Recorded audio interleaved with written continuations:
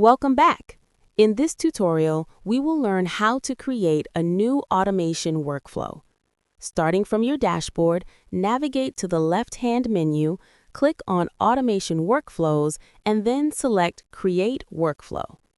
This will bring you to our visual drag-and-drop canvas.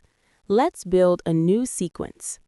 First, look at the left panel under Triggers.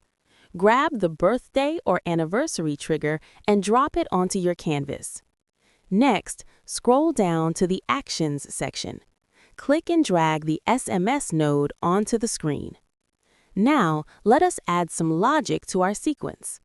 Under Conditions, grab the InGroup node and drag it over.